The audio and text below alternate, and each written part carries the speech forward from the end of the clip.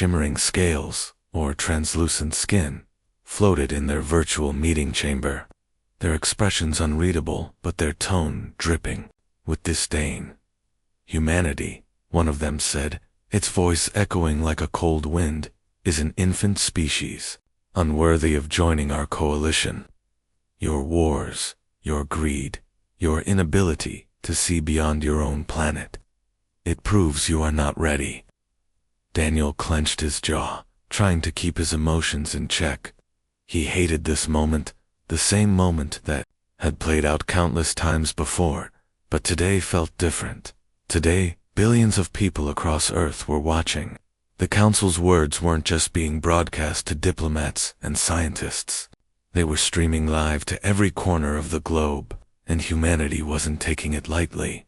Emily Hayes sat beside him, her face calm, but her eyes blazing. She was the diplomat, the one who always tried to reason with these arrogant beings. But even she looked like she'd reached her limit.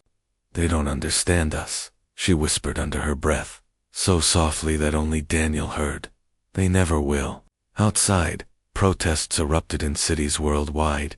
People gathered in streets, holding signs that read, "We are more than this and Earth stands together." Some shouted into megaphones, demanding respect. Others simply stood silently, fists raised toward the sky. It was clear, humanity was done being mocked. Back in the conference room, the council continued its tirade. Another member spoke now, its voice sharp and condescending.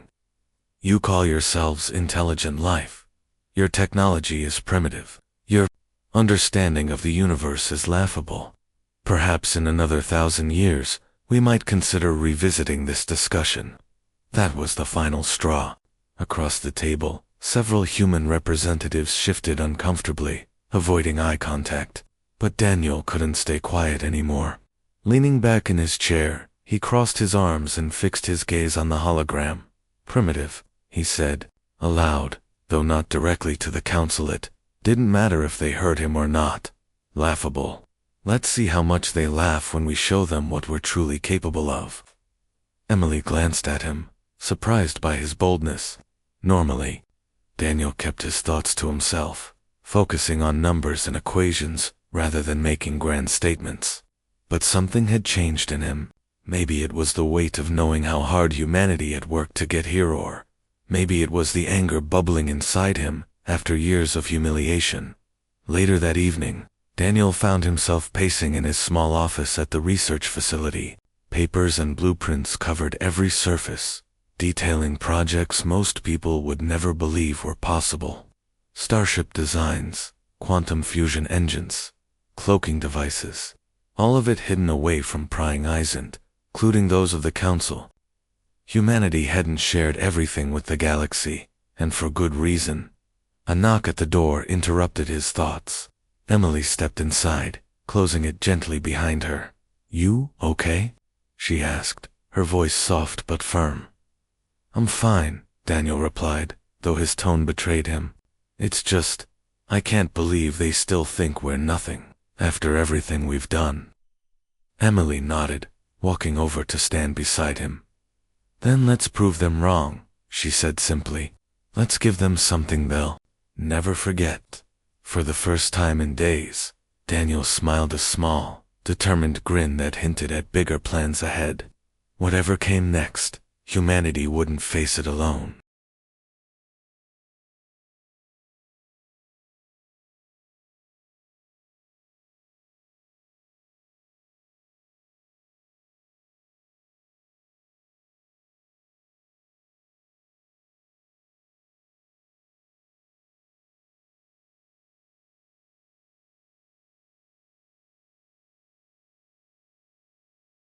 Document Part 2. Deep beneath the surface of Earth, hidden from prying eyes and alien satellites, a network of underground labs buzzed with activity. These weren't ordinary facilities. They were humanity's last hope. Scientists worked around the clock, their faces lit by the glow of computer screens and holographic displays. The air smelled faintly of metal and ozone, a constant reminder of the advanced technology being built within these walls. Daniel Carter moved through the corridors, his mind racing faster than his feet. He stopped at one lab in particular, where Sarah Mitchell stood hunched over a console. Sarah was a wiry woman in her early 30s, with short brown hair that always seemed to stick out in odd directions. She wasn't much for small talk, but when it came to engineering, she was a genius. Her hands danced across the controls as she adjusted settings on a massive engine core, humming softly in the center of the room. "It's almost ready," she said without looking up. "If we can stabilize the quantum fusion reaction, this thing will take us farther than any ship ever has." Daniel nodded, though he couldn't help feeling skeptical. Almost ready had been the phrase everyone used for months now. But time was running out. After the Council's public mockery, patience wasn't an option anymore. Every day brought new protests, new demands for action. Humanity wanted results, and soon. Outside the lab, Emily Hayes waited in a small meeting room. Papers were spread across the table in front of her, detailing plans for what some were calling Project Exodus. It was ambitious, a plan to evacuate Earth entirely, leaving behind everything familiar to start anew among the stars. Not everyone agreed with the idea. Some argued it was reckless, even impossible. Others thought staying and fighting would be better. But Emily knew there was no other choice. If humanity stayed, they'd remain under the Council's thumb forever. Leaving was the only way to prove they were more than what the aliens believed. When Daniel entered the room, Emily looked up. "Well?" she asked. "It's coming along," Daniel replied, pulling out a chair. "Sarah thinks the engines are close to stable enough for testing, but we still need time." Emily sighed, rubbing her temples. "Time is something we don't have. People are getting restless. They want answers, real ones." Before Daniel could respond, the door opened. Again. This time, it was Robert Hughes, a journalist who had somehow managed to gain access to the facility. His presence made both of them uneasy. Robert wasn't exactly trustworthy. He had a reputation for digging too deep. But he also had connections that could help spread their message. "I hear you're planning something big," he said, leaning against the doorway. "Care to fill me in?" Emily hesitated, then gestured for him to sit. "We're working on a way to leave Earth," she admitted. "But it's not just about running away. We're going to show the Council and the galaxy that humanity isn't what they think we are." Robert raised an eyebrow. "And how do you plan to do that?" "We build ships," Daniel cut in, his voice firm. "Ships powered by technology they said we'd never understand. Ships that can disappear before they even know we're gone." For a moment, Robert looked impressed. Then his expression turned serious. "You realize if this gets out, the Council will come after you. Hard." "That's why we're keeping it quiet," Emily said. "Only a handful of people know the full plan. Everyone else thinks we're preparing for defense or negotiation. By the time they figure it out, it'll be too late." As the three of them talked, Sarah continued her work in the lab. She didn't care about politics or debates. All that mattered to her was making sure the engines worked. Her focus was absolute, her movements precise. Finally, after hours of fine-tuning, the core stabilized. A low hum filled the room, steady and strong. For the first time in weeks, Sarah allowed herself a smile. "Got it," she whispered to herself. By the end of the day, news of the breakthrough spread quickly through the facility. Hope began to replace doubt, and determination replaced fear. Humanity might have been mocked, underestimated, and dismissed, but they were far from finished. Document Part 3. The decision came faster than anyone expected. In a secure conference room in Geneva, leaders from every nation gathered around a large table. The air was tense, heavy with the weight of what they were about to discuss. On one side of the room, screens displayed live feeds of protests happening across the globe. Millions of people had taken to the streets, holding signs and chanting slogans like "No more waiting" and "Earth's future is ours." It was clear that humanity wasn't willing to sit back and be belittled anymore. At the head of the table sat Emily Hayes. Her calm demeanor masked the storm of emotions inside her. She had spent weeks preparing for this moment, gathering data, crafting arguments, and rallying support. Beside her, Daniel Carter fidgeted nervously, his mind racing through all the technical challenges ahead. He wasn't used to being in the spotlight, but today he had no choice. This wasn't just about science, it was about survival. Emily stood up and addressed the room. "We've heard the Council's words," she began, her voice steady but firm. "They see us as weak, as unworthy. But we know the truth. Humanity is stronger than they think, smarter, more resilient. Now is our chance to prove it." She paused, letting her words sink in. Around the table, some leaders nodded, while others exchanged worried glances. One man, an older representative from South America, leaned forward. "You're talking about leaving Earth," he said. "That's not just a decision. It's a leap into the unknown. What happens if something goes wrong? What happens to those who stay behind?" Emily didn't hesitate. "Not everyone has to leave," she replied. "But for those who do, it's a chance to start fresh, to build a new home among the stars. Yes, it's risky, but staying here means accepting the Council's judgment. Do we really want to live under their shadow forever?" The room fell silent as everyone considered her question. Finally, a woman from Europe spoke up. "What are the odds of success?" she asked, looking at Daniel. Daniel cleared his throat. "The ships are ready, or they will be soon. We've tested the engines, and Sarah Mitchell assures me they'll work. The real challenge will be staying hidden. If the Council finds us, they'll try to stop us. And if they succeed," another leader pressed. "Then we fight," Emily said firmly. "We've already started building defenses. But the best defense is staying out of sight. Once we're gone, we'll use cloaking technology to disappear completely." After hours of debate, the vote was called. One by one, representatives raised their hands in favor of Project Exodus. When the final tally was announced, the room erupted in applause. It was unanimous. Humanity would leave Earth not out of fear, but out of defiance. As the meeting ended, Emily stepped outside into the cool night air. Exhaustion weighed on her shoulders, but she felt a flicker of hope. Nearby, Daniel joined her, staring up at the stars.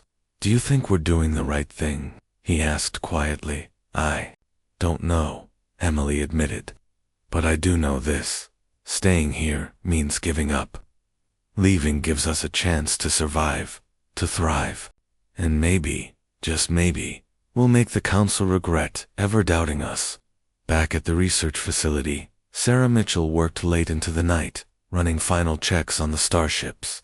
Each vessel was massive, designed to carry thousands of passengers along with supplies and equipment. They were named after legendary figures: Odyssey, Pioneer, Horizon. As she walked between the ships, Sarah couldn't help feeling a sense of pride. These weren't just machines. They were humanity's ticket to freedom. Elsewhere, families prepared for the journey ahead. Some packed belongings, others said tearful goodbyes to loved ones who chose to stay behind. Among them was Robert Hughes, who had decided to join the expedition despite his earlier skepticism. Standing on a hill overlooking the city, he watched as workers loaded cargo onto the ships. For the first time in years, he felt a spark of optimism. Maybe humanity really could pull this off. The countdown had begun. There was no turning back now. Document, part for the days leading up to the launch, were a blur of activity. Across the globe, people worked tirelessly to prepare for humanity's greatest leap into the unknown. At hidden spaceports, massive starships stood ready, their sleek hulls gleaming under artificial lights. Workers scurried around them, performing final inspections and loading supplies. Inside the ships, engineers like Sarah Mitchell double-checked every system, ensuring nothing would fail once they left Earth behind. Daniel Carter spent most of his time in the control room of the flagship vessel, the Aurora. He pored over data streams, monitoring the status of the quantum fusion engines, and the cloaking technology that would hide their departure from the Council's prying eyes. Despite his confidence in the science, doubt lingered in the back of his mind. What if something went wrong? What if the Council found them before they could escape? These questions haunted him, but he pushed them aside, focusing instead on the task at hand. Emily Hayes, meanwhile, was busy addressing the millions of passengers who would soon board the fleet. She walked through crowded halls, speaking with families and answering their questions. Many were excited, eager to start fresh on a new world. Others were scared, unsure of what lay ahead. Emily did her best to reassure them, though she shared some of their fears. Leaving Earth wasn't just about finding a new home, it was about leaving behind everything familiar. For many, it meant saying goodbye to loved ones forever. On the eve of departure, tension reached its peak. News outlets broadcast live updates, showing images of the ships and interviews with those preparing to leave. Protesters gathered outside the spaceports, holding signs that read, "Don't abandon us, and we stay together." Some argued that humanity should fight the Council rather than run. Others pleaded with the departing travelers to reconsider. But the decision had been made. There was no turning back now.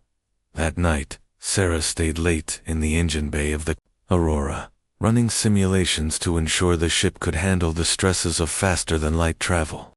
Her hands trembled slightly as she entered commands into the console, exhaustion catching up with her. Still, she refused to leave until every test was complete. Nearby, a young technician named Alex offered her a cup of coffee. "You should rest," he said gently. "You've done enough." Sarah shook her head. "Not yet," she replied. "If anything goes wrong tomorrow, it'll be on me. I can't afford to stop now." As midnight approached, crowds gathered near the spaceports, watching silently as countdown timers ticked down. Among them was Robert Hughes, who had decided to document the event for future generations. Holding a camera in one hand, he filmed the scene, capturing both the excitement and the sadness in people's faces.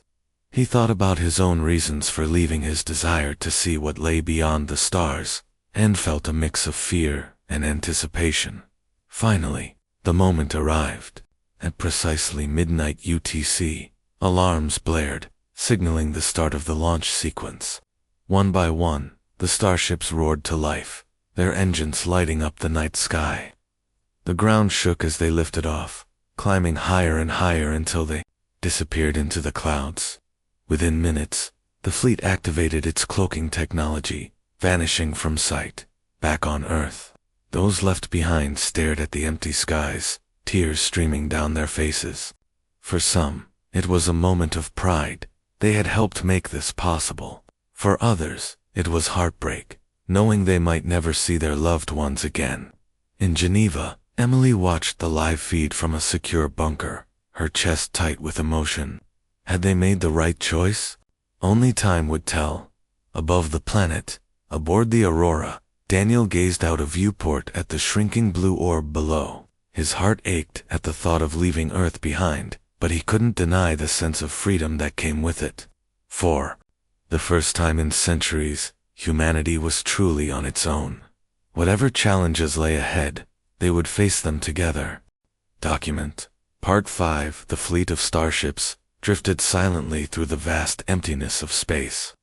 For days, the passengers aboard the Aurora and its sister vessels adjusted to their new reality.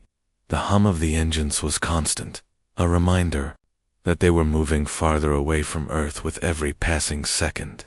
Some found comfort in the routine of daily life on the ship's meals, work shifts, and scheduled gatherings, but others struggled with the weight of what they had left behind.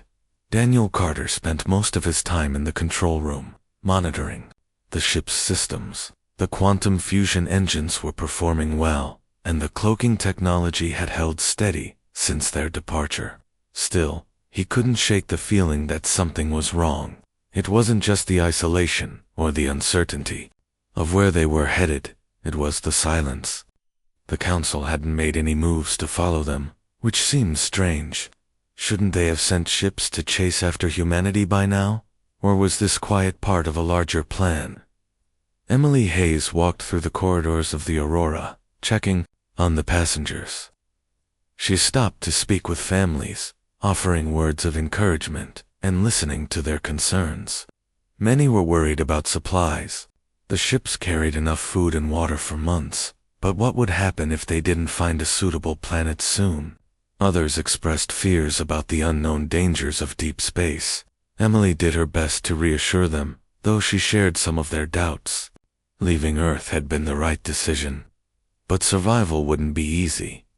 One evening, Sarah Mitchell joined Daniel in the control room. Her face was pale, her eyes shadowed from lack of sleep. "I've been running diagnostics," she said, pulling up a holographic display. "Everything looks fine, but I keep thinking about what happens next. What if we can't find a new home? What if the Council finds us before we do? We'll cross those bridges when we come to them," Daniel replied, though his tone lacked conviction. He glanced at the star map on the main screen, studying the route they were following. It led to a distant region of space, far beyond the Council's usual territory. If they could reach it, they might stand a chance of staying hidden. Later that night, an alarm blared through the ship. Passengers rushed to viewports, searching for the source of the disturbance. On the bridge, Daniel and Emily stared at the sensors in disbelief. A faint signal had appeared on their scanners, coming from a nearby star system. It wasn't natural, it was artificial. Someone or something was out there. "What do we do?" Emily asked, her voice tight with tension. Daniel hesitated. Investigating the signal could mean risking exposure, but ignoring it might mean missing a crucial opportunity. "We need to check it out," he said finally. "If it's hostile, we can retreat. But if it's not," Emily nodded, understanding the unspoken possibility. The signal could lead them to resources, allies, or even a safe place to settle. Against protests from cautious advisors, she authorized the fleet to change course. As the ships approached the source of the signal, anticipation spread among the passengers. Some were excited, imagining the discovery of an alien civilization friendly to humanity. Others were terrified, picturing hostile forces waiting to ambush them. Robert Hughes documented it all, filming interviews and capturing footage of the crew as they prepared for whatever lay ahead. When they reached the star system, the sight that greeted them was both eerie and awe-inspiring. Drifting in orbit around a gas giant was a massive alien vessel, its surface scarred and darkened by time. It looked abandoned, its lights extinguished and its systems silent. Daniel studied the readings carefully. "It's ancient," he murmured, "older than anything we've seen before." Emily turned to him, her expression a mix of curiosity and caution. "Do we board it?" Daniel hesitated, then nodded. "We have to know what's inside." With that decision, teams suited up and prepared to explore the mysterious craft. Humanity's journey into the unknown had taken an unexpected turn, and no one could predict what secrets awaited them.